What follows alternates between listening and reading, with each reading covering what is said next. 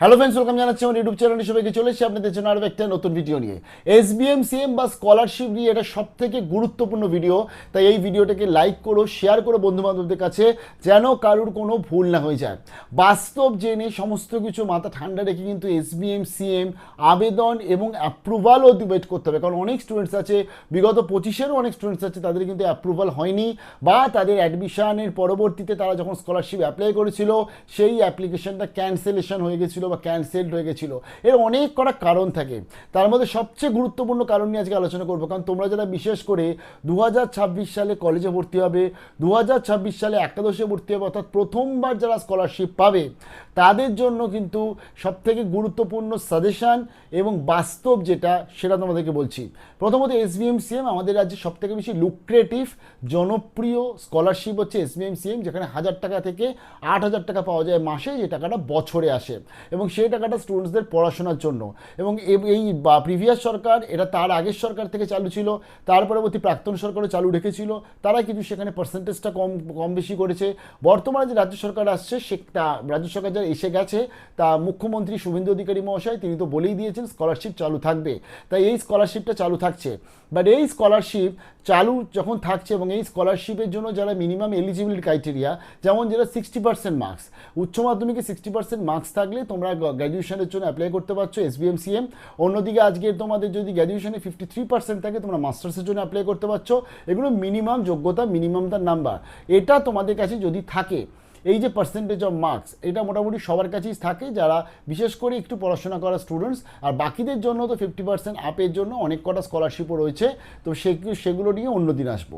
তোমার যদি আজকে এসবিএমসিএম যোগ্যতা থাকে, অর্থাৎ এসবিএমসিএম এর যে পার্সেন্টেজ অফ মার্কস চাইবে সেই মার্কস যদি তোমার থাকে, তাহলে তোমাকে শুধুমাত্র এসবিএমসিএমই অ্যাপ্লাই করতে হবে।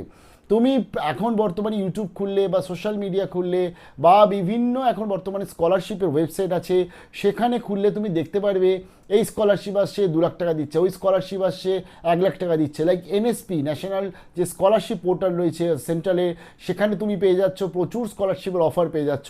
চারিদিকে কিন্তু এখন প্রাইভেট স্কলারশিপ তো প্রচুর, সরকারি স্কলারশিপও কিন্তু রয়েছে। সরকারি স্কলারশিপের মধ্যেও ভাগ আছে, একটা কেন্দ্রীয় সরকারি স্কলারশিপ লাইক এনএসপি, আর একটা স্টেট যে স্কলারশিপ লাইক এসবিএমসিএম।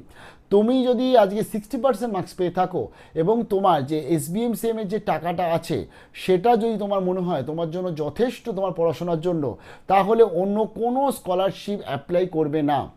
অনেক স্কলারশিপে তোমরা আপডেট পাবে, অনেক স্কলারশিপে তোমাদের মনে হবে যে আমি এলিজেবল, অনেক জায়গায় মনে হবে যে আমি এই স্কলারশিপটা অ্যাপ্লাই করে দিলাম, এসবিএমসিএম এর জানালাম না, তাহলে মেবি কোনো অসুবিধা নেই। বাট আধারের সাথে এখন সব কিছু লিঙ্ক থাকে, এবং প্রত্যেকটি ইনফরমেশন কিন্তু এখন তুমি আলটিমেটলি যে যাই ইনফরমেশান লোকাও, সব ইনফরমেশানই এখন বেরিয়ে যায়। তো তার জন্য খবরদার কোনো রকম কোনো ওয়েবসাইটে কোথাও তোমরা অ্যাপ্লাই করবে না।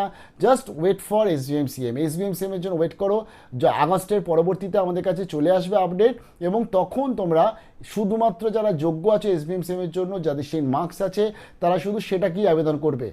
4-5টা স্কলারশিপ আলাদা আলাদা অ্যাপ্লাই করা, আরেকটা জিনিস বুঝতে হবে, স্কলারশিপ অ্যাপ্লাই করা মানেই তুমি তো আলটিমেটলি পেয়ে যাচ্ছ না, কিন্তু যদি তোমার সেই স্কলারশিপটা অ্যাপ্রুভড হয়ে যায়, তুমি কিন্তু এসবিএমসিএম তোমার সেই সময় ক্যান্সেল হয়ে যাবে, ইনক্লুডিং তুমি টাকা ফেরত দিতেও বাধ্য।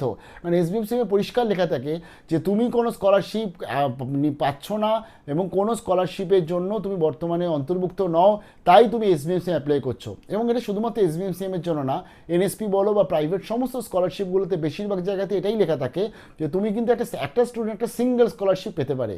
তাই সবেমাত্র কলেজে যারা ফর্ম ফিল আপ করছো বা একাদশে ফর্ম ফিল আপ করছো, যারা দেখবে অনেক স্কলারশিপের আপডেট, সেই স্কলারশিপগুলো কেউ আবেদন করতে যেও না, তাহলে তোমার এসবিএমসিএমের ওপর কিন্তু এফেক্ট পড়বে, অ্যাপ্লিকেশনটা ক্যান্সেলেশন হতে পারে বা ক্যান্সেলড হতে পারে। এবং অনেক স্টুডেন্টস আছে তারা কিন্তু সেই স্কলারশিপগুলো অ্যাপ্লাই করেছে, মেবি তারা পেয়েছে কি পায়নি, বাট তাদের এসবিএমসিএমটা আলটিমেটলি ক্যান্সেল হয়ে গেছে। তাদেরকে আমি এটাই বলবো যে সেই যে প্রিভিয়াস স্কলারশিপ সেটাকে ক্যান্সেল করাও, এবং এসবিএমসিএমে অ্যাপ্লাইয়ের জন্য প্রিন্সিপালের কাছে রিকোয়েস্ট করো, কারণ এরকম কিন্তু কেস আমাদের কাছে অনেক এসছে। আরও একটা জিনিস বলে দিই, তুমি যখন স্কলারশিপের জন্য ফাইনাল ডকুমেন্টস জমা করবে, তখন তোমার থেকে ইভেন কলেজ মুছ লেখালেখি নেবে যে তুমি আর কোনো অন্য স্কলারশিপ নিচ্ছ না। যদি অন্য কোনো স্কলারশিপ নাও, তাহলে তোমার বিরুদ্ধে যাবতীয় যে অ্যাকশন কলেজ নিতে পারে। তো তার জন্যই সেই মুচলেখা সাইন করার আগে তোমাকে 10 বার ভাবতে হবে। আর তার জন্যই বস অন্য কোনো স্কলারশিপে অ্যাপ্লাই করো না, জাস্ট ওয়েট ফর SBMCM, যখন নোটিফিকেশন আসবে আবেদন করো, কারণ SBMCM আবেদন করলেই পাওয়া যায় যদি ডকুমেন্টস ঠিকঠাক দেওয়া যায়। ভালো থাকবেন, বেস্ট অফ লাক।